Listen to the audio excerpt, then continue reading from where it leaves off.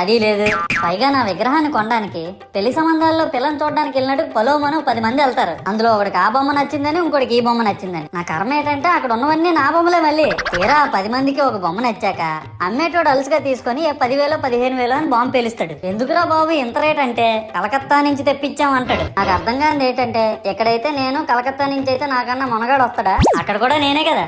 ఇలా నన్ను బజార్లో పెట్టి బేరం ఆడి నా మొహానికి ముసుగేసి వ్యాన్ ఎక్కిస్తారు. ఆ వ్యాన్ డ్రైవర్ గాడు నేను ఉన్నానని కూడా చూడకుండా ఏదో ఆలోచించుకుంటూ డ్రైవ్ చేస్తా గతకల్లో గబ్బి గుబ్బి అని తించేసి నా కాల్లో చెయ్యి ఎరగొట్టేస్తాడు. ఈ విషయం చందాలు ఇచ్చిన చిన్నోళ్ళకి తెలిస్తే మళ్ళీ ఇరిగిపోయిన బొమ్మ పెట్టకూడదని ఏ బొమ్మ రాసి కవర్ చేసేస్తారు. సరేలే జరిగిందేదో జరిగింది, నా భక్తులే కదా, కూల్ బ్రో అని చిల్లయ్యే లోపు నన్ను పందిర్లో పెట్టి ముసుగు తీసి నాకన్నా పొడుగుండే సౌండ్ బాక్సులు 2 నా చెవులు పక్కన పెట్టి డీజే గణేష్ బ్రో అని చెప్పి నా పాటలను కూనీ చేస్తారు. సరేలే పిల్లలు కదా, ఇప్పుడు కాకపోతే ఎప్పుడు ఎంజాయ్ చేస్తారు, కాసేపట్లో పూజ స్టార్ట్ చేస్తారని వెయిట్ చేస్తా ఉంటే ఆ 5 రూపాయల వ్రతకల్పన బుక్